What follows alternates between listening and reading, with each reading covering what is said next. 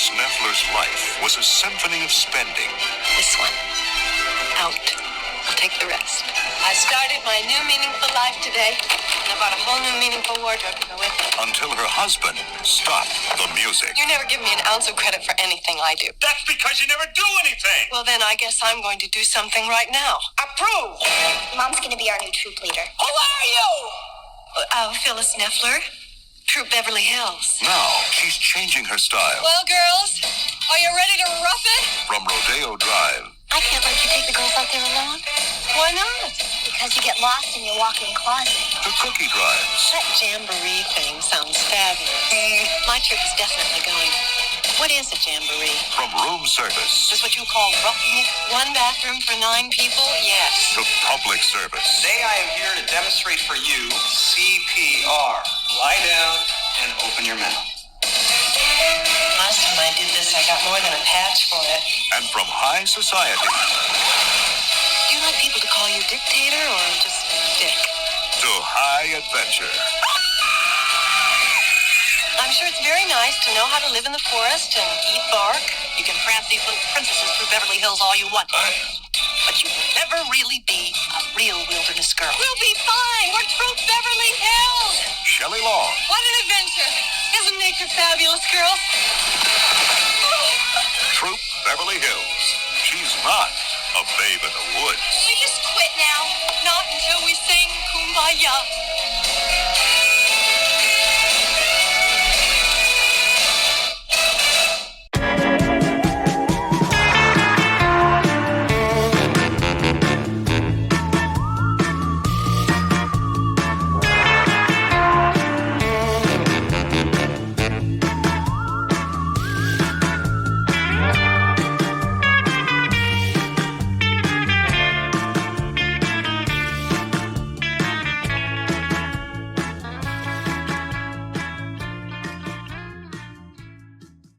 Hey y'all, and welcome back to another episode of the Cult Cinema Circle podcast. My name is Jesse, and I'll be your host.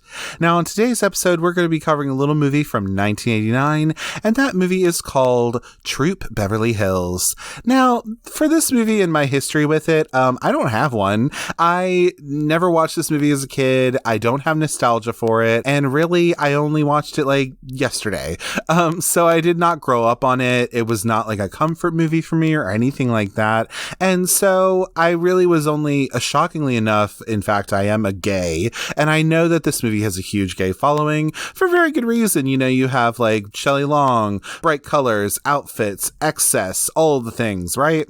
So of course, like, I understood that, like, okay, it has those things going for it. But honestly, like, now that I've seen this movie and I've been able to enjoy it, I really think that this movie has all that, but it also has like a nice story about a mother trying to connect with her daughter, and, you know, really just this friendship of these girls and building this community, which is really cool. And I really enjoyed that. So that's what I kind of took away from this movie, and I'm glad I've had that. And so it's celebrating 35th anniversary this year. So I'm glad to be covering it and be able to shine a light on it that, you know, I desperately think always needs to be for these kinds of films. But as we normally do in the show, we're going to move into a bit about the figures of this movie, talk about how it came to be.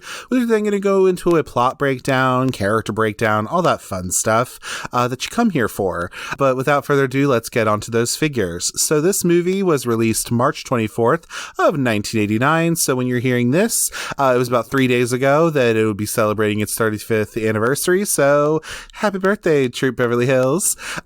This came out around the same time as like Dangerous Liaisons was in theaters, and also Bill and Ted's Excellent Adventure. So that's a fun little Keanu double feature. 976 Evil, which was directed by Robert Englund, was in theaters. Yeah, just a bunch of weird shit going on at the movie theaters at that time. But yeah, so this was a Columbia Pictures distributed movie. We're looking at about a 106-minute runtime, so about an hour 45. I think it blows by. It doesn't feel too long. It doesn't feel too short. It feels, right in the middle, just like Goldilocks herself. And then this movie was $18 million budget. Now, let's just say this right here, right now. This movie only made about maybe $8.5 million box office. And it didn't go international, of course. So, that's what we're looking at. It made about $2.2 million in its first weekend, was at about number 7. But yeah, this movie was a financial bomb. And then, unfortunately, it was also a critical bomb because this is a travesty, but on Rotten Tomatoes, it sits at a 14% out of about 28 reviews. Those reviewers who reviewed this back in the day, these boring old white men, they don't understand class. They don't understand, camp. They don't understand, really any of that stuff. And so I think that's a travesty, but I do like that it is sitting at a nice little 62% with the audience score out of about 25,000 ratings. So there you go. And then the people on Letterboxd say 3.2 out of 5. And I also go with that. The consensus for the critics on Rotten Tomatoes was that Troop Beverly Hills is hamstrung by a one-joke premise, leaving this Shelley Long comedy woefully short on laughs, which I disagree with that wholeheartedly. But yeah, so that's a little bit about that. We're then going to move into some of the crew of this movie. So the crew of this movie, we're looking at Jeff Kanew, or however the fuck you say his name.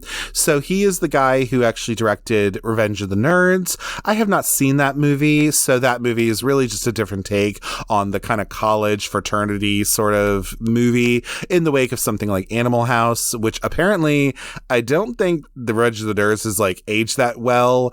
Troop Beverly Hills has some things that dated, of course, but honestly, it's leaps and bounds from what I understand with like a juxtaposing like this and Revenge of the Nerds, obviously. So, and we'll talk about that in the movie, like what maybe doesn't age the best, but it is what it is. But yeah, so that's who we're looking at for a director. The screenplay was written by, it was story by Ava Ostern Fries, who actually based this off of her own life, where she was her daughter's troop leader at her Girl Scouts. So that's cool. And then Pamela Norris and Margaret Oberman are the ones who actually did the screenplay. So directed by a man, but written by a woman. And you could definitely tell. I'm always a fan of that, because I want to make sure that a female story hopefully is being told by females, at least with writing or being directed by or whatever. I'm down with that. And this is very much that kind of thing, which I appreciate. And then, yeah, so cinematography was Donald E. Thorin. So he has gone on. He passed away in 2016, unfortunately, but he did like Officer and a Gentleman. He did Purple Rain. He did Troop Beverly Hills, of course. He also did like Scent of a Woman and The First Wives Club, a bunch of different things. So he has definitely had a really cool career, and rest in peace, King, because he did some great work with his cinematography for sure. Mark Melnick is the editor of this movie. Don't really know of anything he did that was like huge. I think this was kind of his biggest movie he did. Randy Edelman did the music for this movie. He began his career in Broadway, like pit orchestras, but he has been able to, go on and like get like a Golden Globe nomination, BAFTA nomination, worked with a bunch of different people, in the music business. And he's gone on to have a fun little career with like doing, Ghostbusters 2, Kindergarten Cop, The Mask, My Cousin Vinny, I think he did like in terms of music. So like there's a bunch of things that he's been involved in, which was really cool. And yeah, that's a little bit about the crew of the movie. Oh, excuse me. Wait a minute. We do have to talk about one person, and that is Miss Theodora Van Runkel, who is the costume designer for this movie. I mean, what a name, first off, but also like the outfits of this movie are otherworldly.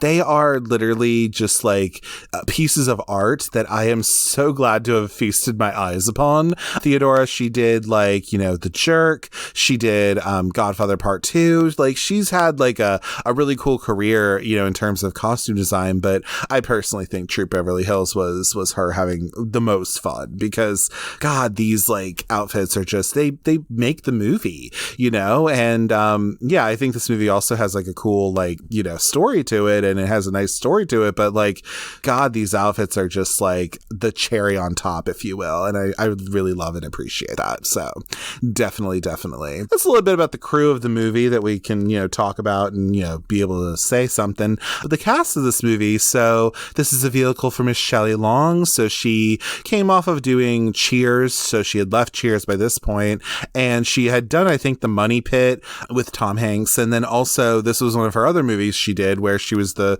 star of it, you know, and I personally think, you know, she does a great job in it. Of course, I will already say because I have 2 episodes of it, but like she is Carol Brady from the Brady Bunch movie and a Very Brady sequel. Iconic, no notes, you know, of course. And she was also in like Outrageous Fortune and, you know, the Freaky Friday remake from like Disney Channel or whatever. So that's cool. But yeah, I mean, I think she's a star, and this movie is such a perfect amalgamation of that. And I'm very happy to you know, see Shelley Long having the most fun in this movie. Craig T. Nelson, so Papa from the Poltergeist movie, and then also Coach himself, plays Freddie Neffler, who, you know, doesn't do much in this movie at all, but he is there, and he you know, would go on to have that TV career, and that's good for him. You know, he's kind of a dick in this movie, but you know, he's kind of useless in it, but that's what's kind of great about this movie is that there's not much men in it. The men don't have much to do in this, and that's totally okay with it. It's not about the men in this movie, it's about the women and how they're strong and they're making the decisions, you know what I mean? So yeah. And then the icon herself, Betty Thomas of, you know, Velda Plender, she is, you know, this is one of her last roles, if not her last role as an actor, because she started off as an actor. She was a Second City person, and then she ended up doing, you know, the Brady Bunch movie, again, cinematic art, but also Private Parts, the Howard Stern kind of like autobiography biopic, I guess, with him in it, Dr. Dolittle, John Tucker Must Die, I mean, a bunch of things, and she, you know, has made some successful movies, which is so super cool. And it's great that, you know, she is heralded as like this, you know, female director who's been able to reach these heights, and I think that's awesome. And it's cool that she was in a movie like this. Like, I really love that for her. So yeah, Betty Thomas, we love her. Mary Gross, who comes from SNL, she plays Annie Herman, or Herman. I mostly know her as Miss Quick from Sabrina the Teenage Witch, you know, because if it wasn't for me just having this podcast, I would absolutely have a Sabrina the Teenage Witch podcast. Let me know if you want that. But yeah, I love Mary Gross. I think she has such a unique voice, and I think Herman is such a great character for her to play. And yeah, she also has a fun little arc too, so I really like that. So those are like the characters. Oh, we also have Mrs. Roper. Can't forget about her. Audra Lindley, who plays Frances Temple, who's like the head bitch in charge of the Wilderness Girls or whatever. So she's mostly known for being Mrs. Roper from, I think, Three's Company. But now she is, you know, she was in this movie, and that's awesome.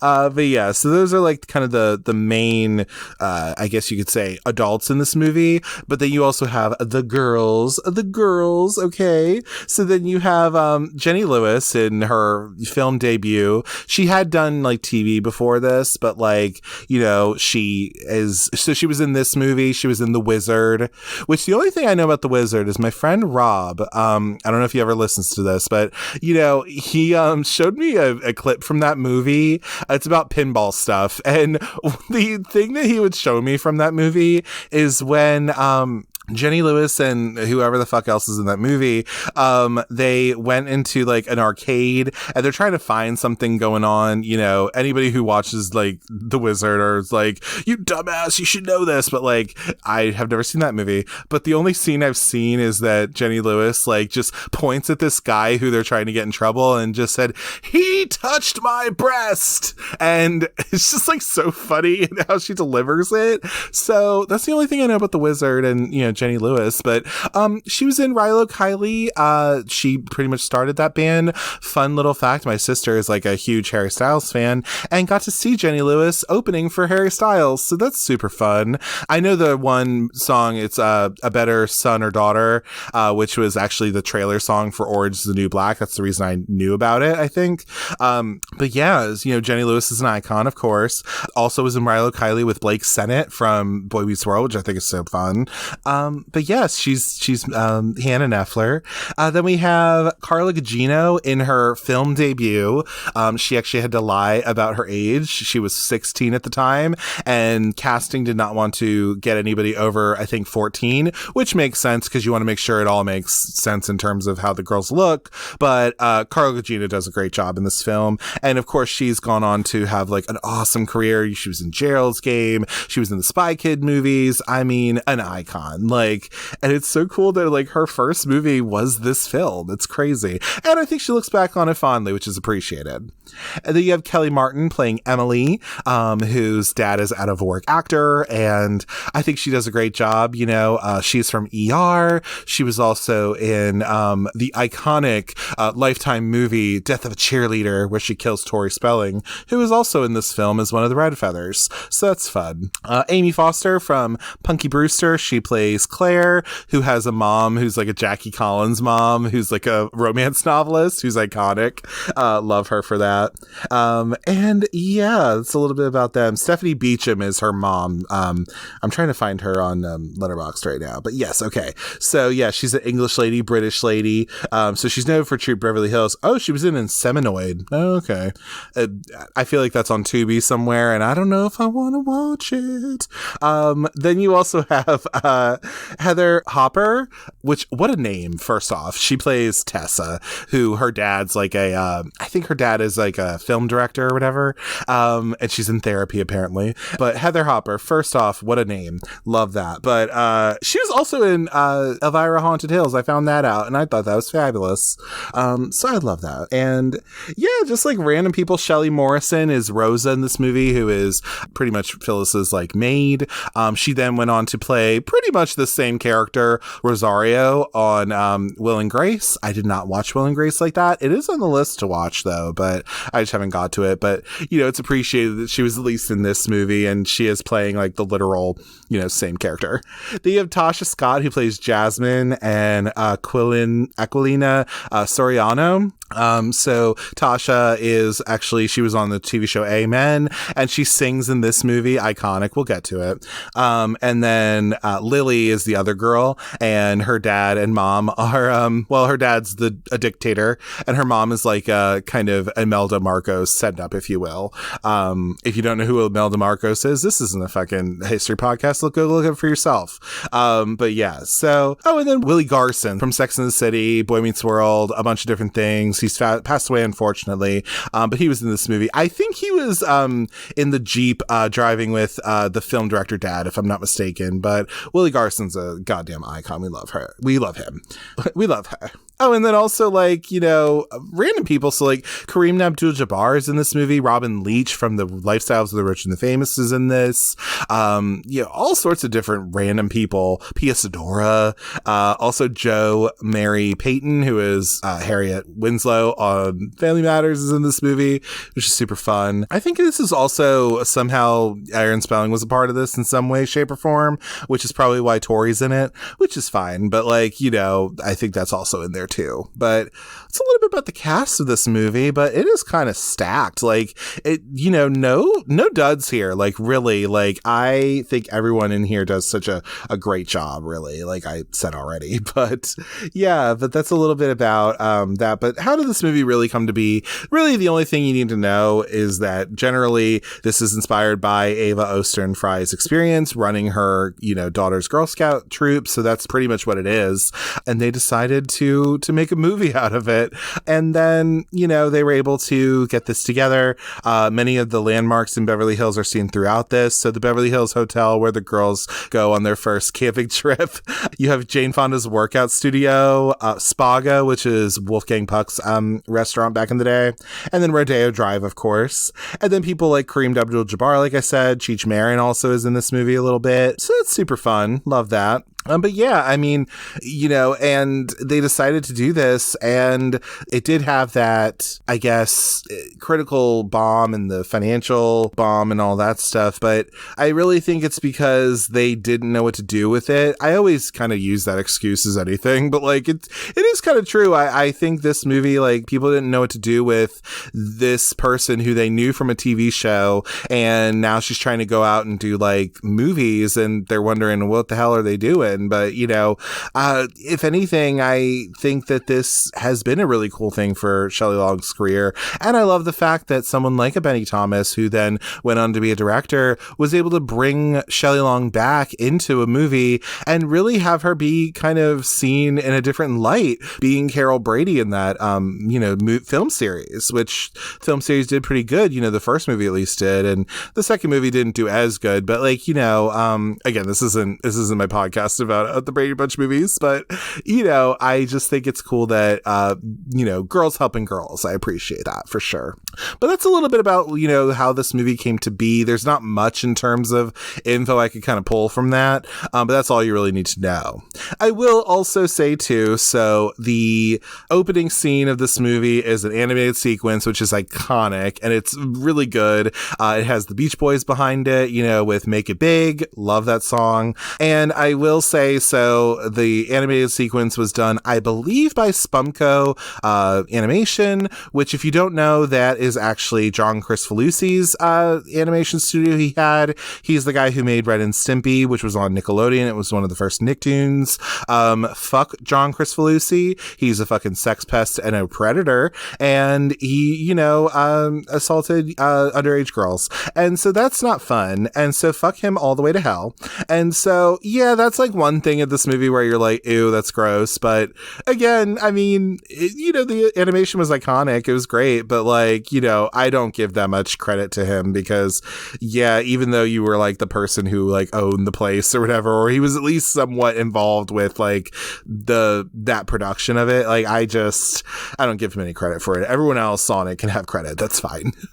And then really other things that maybe don't work in the movie. I mean, yes, there's quite a bit because it's not just this movie, but Girl and Boy Scouts in general just have Native American appropriation. So it's bound to happen in this movie. So, again, that's not this movie's fault necessarily. It's more of just that kind of thing in general. But yeah, and I don't think anything else really is that out of place with it, or, yes, it's dated because it's 1989, but that's kind of the point with these kinds of movies, is that it is going to be a little dated because really teen films or young adult films, or really I guess young teen films really, like this, which I do consider it, I think that they're trying to capture the zeitgeist at the time. So they're trying to be of the time, which, yes, will then date it in some way, but some of those stories are honestly kind of timeless. And I do think this one is too. Yes, it has that 80s flair to it. And I think that's also what has made it successful years later. But also it's it's a fun time, and it's something where you can look back.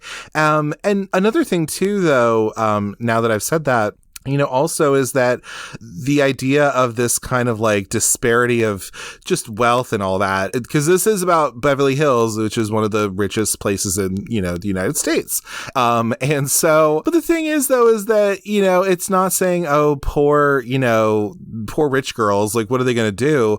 It doesn't have really anything to do with the fact that these girls are rich, really. It has more to do with that these girls feel like they're kind of just ignored by their parents, and they don't have that great of a relationship with their parents. And so they use this, Girl Scout Wilderness Girls thing to be able to kind of make a community. And Phyllis just happens to be kind of the new leader. But she's able to help build that community because these girls were kind of just downtrodden about it anyway, in a weird way, because they were like, well, you're not going to stay and any of that. It's not, oh, poor rich girls, what are they going to do? It's really more so they're judged because they don't, other people like the Red Feathers and all this, they're judging these people because they're from Beverly Hills, but you can't help that you were born into this.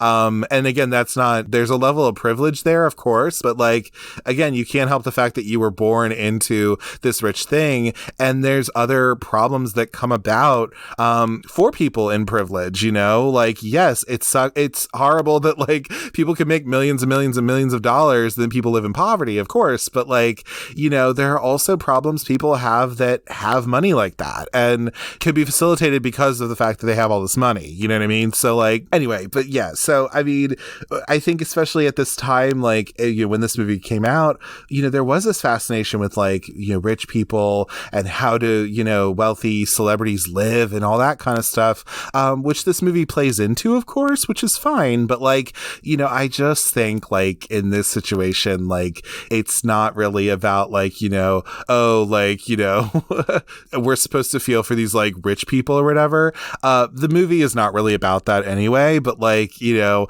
it's just a interesting environment to be a part of. And it just is a product of that time, you know, so that makes sense, at least, you know, in that regard. Yeah, I think for the most part, this movie does hold up really well, and I'm glad for that.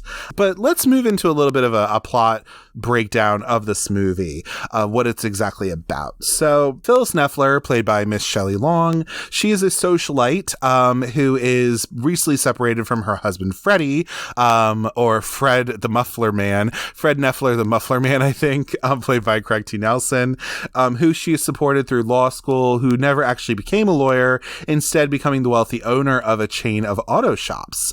And in an attempt to maintain the relationship with her daughter, Hannah, played by Jenny Lewis, during this contentious divorce, Phyllis becomes the den mother of Hannah's unruly, leaderless local Girl Scout troop of Wilderness Girls. Because again, Girl Scouts is copyrighted, so they could not use that word, so they had to make something up. So there you go. So their first campout results in the troop getting caught in the rain squall, prompting Phyllis to take the girls to, quote, camp out at the Beverly Hills Hotel. Despite her lack of wilderness skills, Phyllis demonstrates an unwavering commitment to the girls' well-being and becomes a surrogate mother to the troop.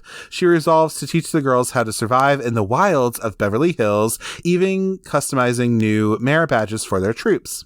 Phyllis's unorthodox methods run afoul of another scout leader, Velda Plender, played by Betty Thomas, a mean-spirited retired army nurse, who, by the way, I was going to say, she's not like a retirement age. I guess she just decided to not be an army nurse anymore, but like, she's not a retired person or anything, but she retired from that at least. And she runs the Culver City Red Feathers, of which her own daughter Cleo is a member. And because Velda has considerable influence at the regional council level, she declares Phyllis's customized merit badges ineligible, and Velda sends her assistant troop leader, Annie Herman, Mary Gross, to infiltrate Troop Beverly Hills and to sabotage them.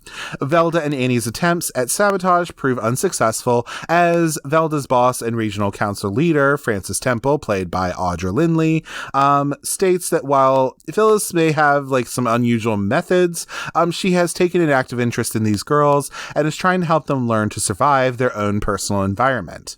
Troop Beverly Hills can gain recognition from the regional council by passing a series of tests at an upcoming jamboree. So in order to qualify, their troop needs to sell 1,000 boxes of cookies. To prevent this, Velda one-ups Troop Beverly Hills by selling cookies in their own neighborhood before they get a chance to actually sell anything.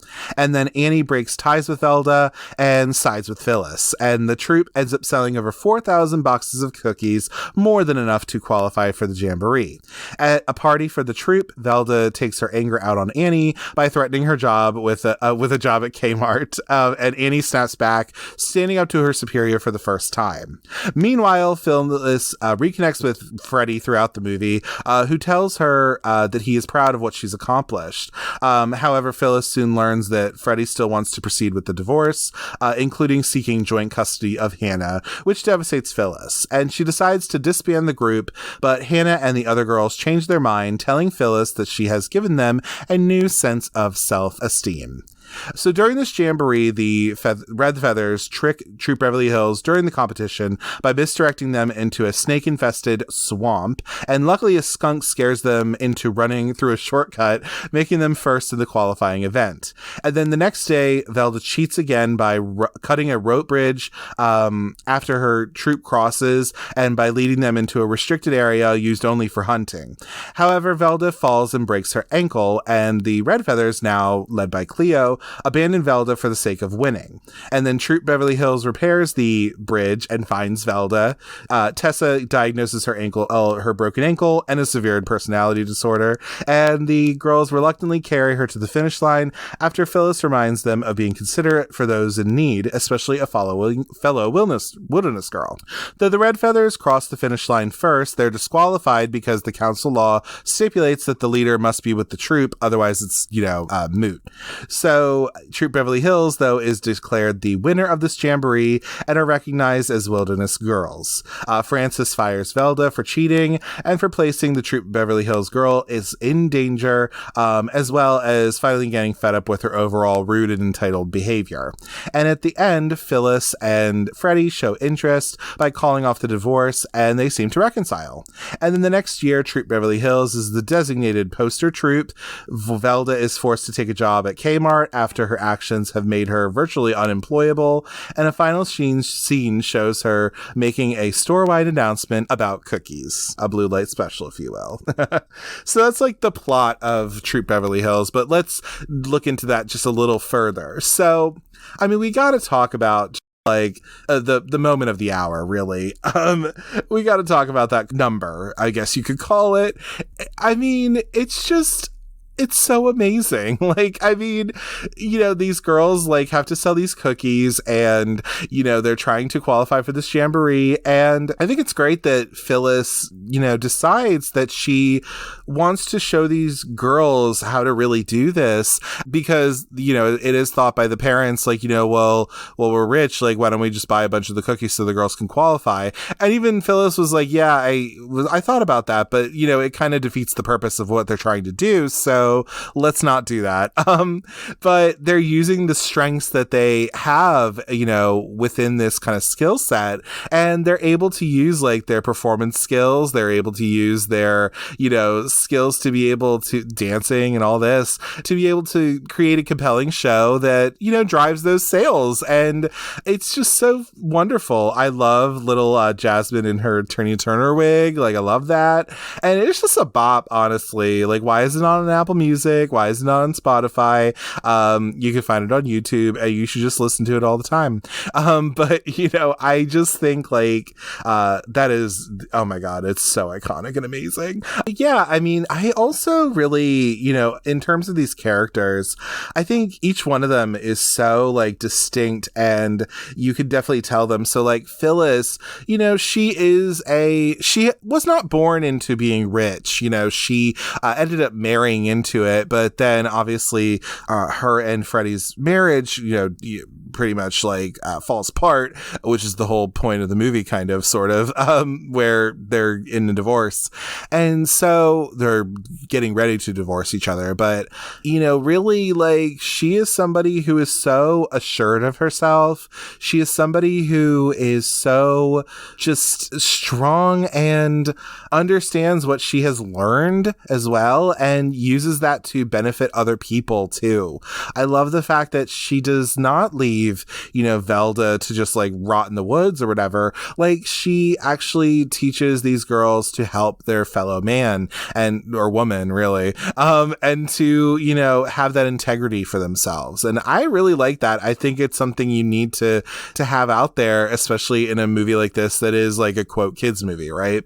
So I just think that's a really nice little lesson to have. And I never think that Phyllis is stupid or anything. She's absolutely not. It's just that her skill set is way different. And it's targeted into a different way. And there's absolutely nothing wrong with that. Whether or not people think that you're smart is so subjective. And, people can look at someone like a Phyllis and be like, oh, well, people think Velda thinks she's a bimbo, but bimbo is not exactly a dirty word necessarily, but like also it's like, well, she's not, first off, but like also like her skill set's just different. And I think that's what's so cool about this movie is that it is, yes, it's important to be able to maybe learn survival skills or wilderness skills if that's something that you want to do in your spare time, or if that's something that you want to have, that's great. But the thing is that not everything is going to work for everybody. And so I like the fact that in this movie, and, this kind of whole overarching thing is that Phyllis is able to help teach these girls things that make sense in their environment. And I like that. And I like that, Frances, the kind of head bitch in charge, like she sees that. And that is why, even with this quote evidence that Velda wants to bring to her, like, she's just like, fuck off, bitch. Like, get out of here. Like, what are you going on about? Like, and I love that. I think it's just, it's showing that Phyllis is actually a pretty decent person and she has a good heart, which I appreciate.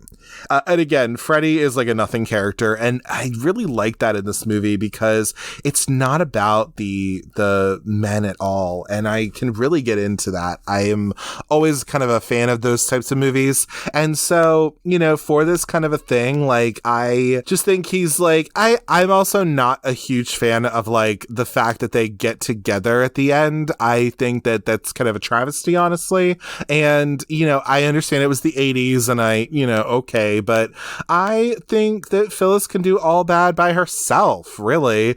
And it'd be nice to have the money, I guess, but like, I think she can do so much on her own. And again, I understand why there was the, having them reconcile at the end, because it's got to be a happy ending, which I get, but I wasn't exactly the biggest fan of that. So, but I also can appreciate Velda's character because she is so clearly a just ruthless, like, bitch of a character. Like, she is the clear-cut villain. And I think Betty Thomas does a great job at playing that villain, really. She plays it up so well. And she is somebody who you can categorically understand that she is the bad one in the situation. She's the one whose morals are askew and whose, just vision of all that is absolutely something that really leads her to teach her daughter that winning is the most important thing when really it isn't. And I know that can really sound like so, like such a platitude, and it sounds like just so like, but it really is just like, you're teaching your daughter that that's okay. And that's kind of fucked, and I just like that she is this like absolute like villain character, so that you can see the arc that, Phyllis is, kind of fighting against what Velda thinks of her and is really honestly treating her with a lot of, Phyllis treats Velda good no matter what. Like, she understands that, like, yes, like Velda's intense and that, she's not the most likable person, but even with that, like, she kind of kills her with kindness in a way. And I can really get into that. And I think it's just, it's nice to have this clear cut. Obviously, like, it's about, Phyllis and all that. She's the main character of the movie, but also, like, I like that there's that very basic good evil thing going on. Because again, this is technically a kid's movie, quote unquote. Like, it's a young teen movie. But being able to really have those clear cut things, I think is always really nice. And I also just love, like, Herman, or Annie Herman is this character. I love her outfit at the party when Phyllis has, like, it's like, I don't know what the reference is, but like, it's such a cute little outfit. I love it so much that she wears. But I like that Herman gets a bit of a backbone, she starts off as somebody who I think I heard it compared to, like, Velda is Peppermint Patty and then, like, Herman's like Marcy, which is very true.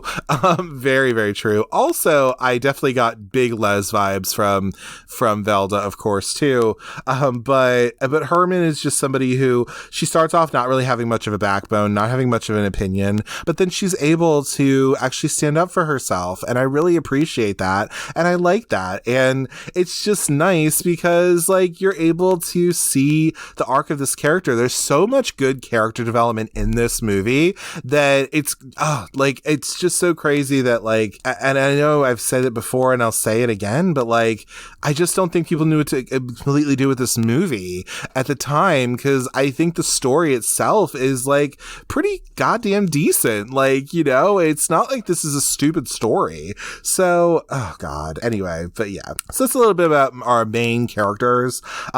We do have to talk about some of these girls, though. I really like Jenny Lewis. I think she's like very even keeled because, you know, or Hannah, I guess, she's very even keeled in the middle of this divorce, you know, which is good. As the kid, she seems fairly well adjusted, which is kind of nice. But I just like that she is that interesting kind of foil for her mom, because her mom is this like over the top extravagant person and her dad is just kind of not there. But, you know, she is somebody who I look to and I'm like, you know, she's a badass little girl. Like, I love the fact that she is just like, she wants to do this, and, you know, her mom has, you know, taken on this leadership role, and if anything, like, Phyllis gets to learn from her daughter. And like I was saying earlier, I love the fact that this movie is a film where it's about a mother-daughter connection during a rough period in their life, and it's done with comedy, of course, but I can just really get into that and appreciate that. So, and you know, I think Jenny Lewis does a really good job at this, and I like that each one of these girls too also has like a really kind of carved out like what they're about. So like the other one is like Kellie Martin with her dad, because one of the things that you come up against in this movie is the fact that because her dad is, you know, was a known actor at one point, is now kind of in a valley, if you will, in his career, and is experiencing some financial issues. So much so that it is affecting, you know, this Wilderness Girls thing. And Kellie Martin, you know, what's her name? Oh my God. Emily, you know, she feels bad about that. And she feels like she's just trying to, you know, keep up with the Joneses, if you will. But she feels embarrassed that she can't afford, you know, the badges and stuff and all that. But Phyllis even is able to take her aside and to, you know, tell her the story about like how, you know, she went to like the store, she got like all this stuff on sale, and then when she got to the cash register, the attendant like literally cut her credit card. She put everything back. But even with a comedic story like that, you know, the deeper part of it, or what they're trying to say, is that yeah, like people go through this all the time. People go through, again, peaks and valleys when it comes to this kind of a thing, and with finances and all that. You know, capitalism whoops our ass every day. But I think like with this, like it happens to everybody, and it's nothing to be that ashamed about. And really, at the end of the day, money comes and goes, but it's the people you have in your life that are really important. And again, it sounds like a stupid platitude, but it's kind of true at the end of the day, though. Like it is.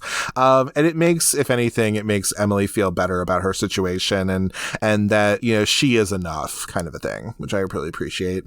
And then, you know, like, yeah, I mean, those are like the two big ones that I can think of in terms of that. Also, Chica, Carla Gugino's character, you know, you get a little bit of her because she's very like intense.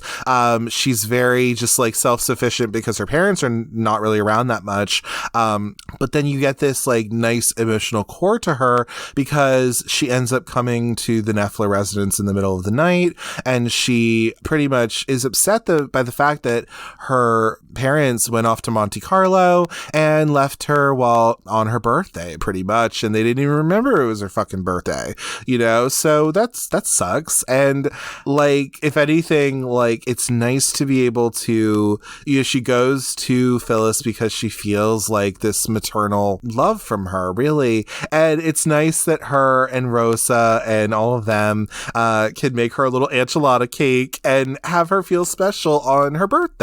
And that's something that's so cool. And I just like that is like in there because, again, in these kinds of things, like especially with this movie, these girls who are in this troupe, they start off and they're just kind of like, they're a little downtrodden, or they're a little like, cynical a bit, to like, oh, well, we've had all these different leaders like, come and go, and nobody really cares about this and all that kind of stuff, even though them as young girls, they do care about this. And they just needed somebody to also be there in support of them so that they can change their outlook. And that, because they even go around like when they're talking like in the Beverly Hills Hotel, and it was there or somewhere where they're talking about like, oh, we're just a bunch of losers, or we're just this and da da da da.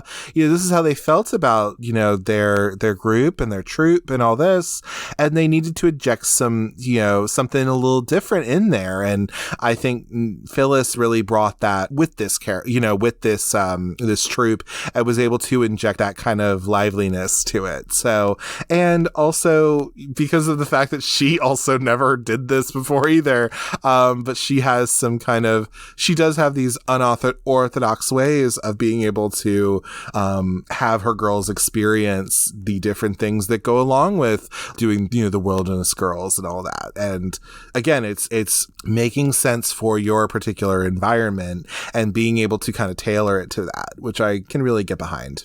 Again, like I said earlier with Lily and her parents, so I love Lily's character. She's so cute and lovely. And yes, there is the whole thing of Ferdinand and Imelda Marcos, so that's kind of like the template of this dictator relationship going on. And again, whether it ages good or not, I mean, it's played up for such it's played up so over the top, if anything. It's nothing to take too seriously, I don't think, but like, but I see that what's going on with that, and it's fine. But I do like that a lot of these girls, you can understand what's going on with them, and they all have like a clear-cut character of who they are and what they're doing, and I think that that's really nice to have in a movie like this. And I think that's why there is this like interesting feminist read of it, and I think that's also why this movie really resonates with girls especially, because this is all about the girls. It is all about like the females in this environment. And again, it's that kind of classic story of good versus evil and right versus wrong and all that kind of stuff, because you're getting to learn like this is how like Velda has brought up like the Red Feathers, and how they're just so ruthless, and how they're just like all about winning and all about just like stepping on people because that's what Velda has done, and it just kind of trickles down. Whereas with Phyllis, she is showing that like kindness and that just caring for people can really heal a lot of stuff, and it can really actually have a net positive going on, which is nice to see. Again, I don't know if I'm getting too deep on this movie, but I just really like that it's a positive experience for these girls, and they're finally able to have that in something that I think is important for them. They like doing this, and they've had a negative experience by just having people who don't really give a shit about it. But when Phyllis actually gives a shit, like, it is such a good thing for them, and it helps build that community, which I really can enjoy. And I will say too, so like when because again, Freddie doesn't do anything in this movie, but like I do love when Phyllis brings the girls to divorce court, because first off, what the hell, but also they are all just serving looks, all of them, and I just love and appreciate that. God, all of these little girls are just, ooh, they're serving. Sorry, but like just the fits in general, like, oh, amazing. But yeah, but if anything, that's kind of like quote boring part of this movie. If anything, it's like all the kind of relationship divorce stuff or whatever.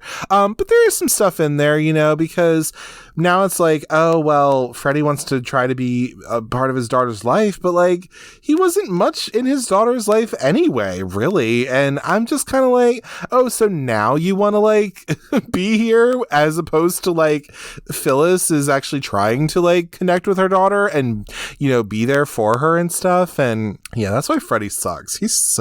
I hate his character. Like, he's not that redeeming, which is why the ending just kind of pisses me off. But, you know, it is what it is.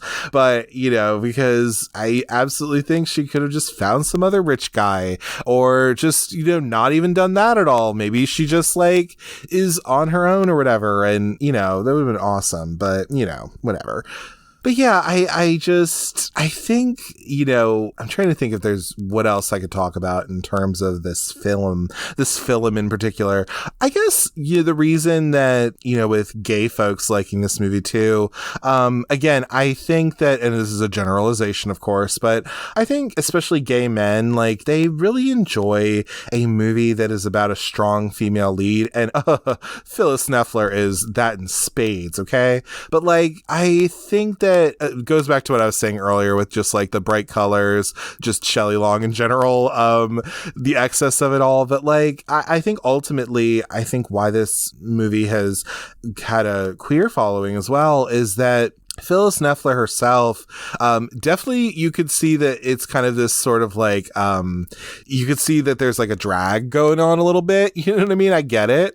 But also it's like, she is just like over the top, and her outfits are like very loud and crazy and lovely. But like, I also think with this that like, she's a strong female lead. She is very self-assured, and she is somebody who really just wants to do good in the world. And she is just trying to do good in her world. And so I think queer people would like to get behind that kind of a story. And she is the underdog in this story in a way, because people undermine Troop Beverly Hills. They undermine this troop because they just think like they're just a bunch of rich people, and what the hell are they going to do? And like, you know, what good are they? Like, da-da-da. And again, critiques on wealth, I totally understand, but like, also it's like, that doesn't discount what they're trying to do. And it doesn't discount that they're trying to build this community so that these girls have a community of people who, you know, they're going through similar situations, and then that they can connect. And who's to say that a girl can't have that? Even if, yes, she comes from a wealthy area. But this movie is very aware of that, and I think handles that in a really good way, really. But yeah, I just think like that's a big reason I think why this movie has the gay following it does, because it's about a strong female leader who is able to really triumph at the end of the day. And, you know, she gets the guy at the end, which is fine, I guess. But like, really, she's gotten to learn something about herself, about other people, and really just staying true to what she's doing. And I think that's exactly why this movie has had that following of queer folks, because yes, it has wonderful outfits, and yes, the cookie song is amazing, and like all of that good stuff. But like, ultimately, I think that because this movie is about such a badass lady that I could really get behind, like, I think that's exactly why that is. But yeah, I think like, you know, talking, you know, to wrap up on this, I think we're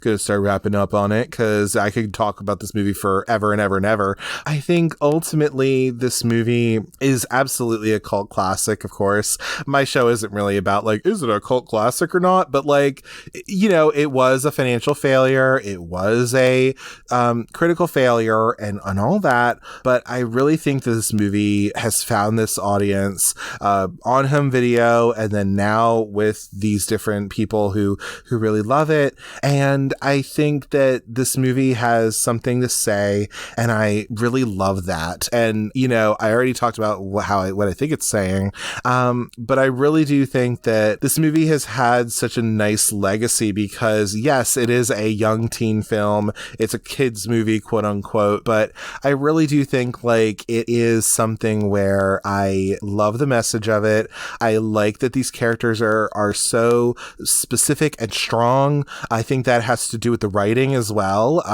Because again, I think Jeff Kanew did a good job at like directing this, but it comes from the writers of this and the story itself. And I love that this story is really strong, you know, and it really, I think that, you know, it's had this legacy because it is kind of this timeless story. Yes, it is from the late 80s and whatever you want to say to that. But like, ultimately, this is about a mother trying to connect with her daughter, trying to help build community in a community that some people just, you know, kind of pshaw on, you know, and I think that I just like that it is the good versus evil kind of thing. And it is something where I think this movie has so much going for it that I'm glad to have been able to watch it finally. And I'm excited to watch it more and to see more of it because I wish that I did watch this when I was younger. Cause I could appreciate it more and more for what it is, but like also just, you know, it would have been really nice to have that. You know, and not saying I was denied that or anything, but I'm glad that I finally was able to watch it and see what the big deal was about. But I'm glad but it's a good deal though. That's the thing. But you know, but I would definitely give this a watch. It's on Pluto currently right now. It might be going off if you're hearing this at the end of March. I don't know if they're going to keep it. But you know, I think if anything, I want to find the physical media of this. I think it did come out on Blu-ray before, which is nice and enjoyable. So that's always appreciated. But yeah, I definitely would give this a watch and I'm excited to watch it more. I think it's gonna be great. And you know, it's been 35 years since it's come out and you know, I'm just so happy to have finally experienced it and I hope that you do as well. But that'll have it for the show this week. So as always, thank you so much for listening.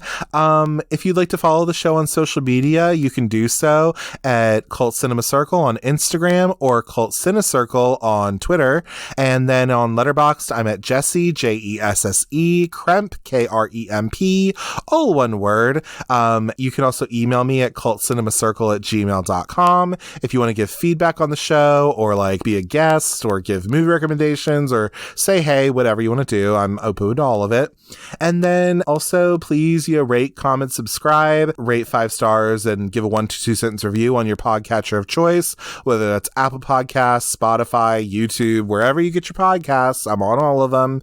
And yeah, just tune into the show for sure. So next week, we're going to be covering a little movie to start off April. We're going to be covering a little film from 1979, which means that is celebrating its 45th anniversary.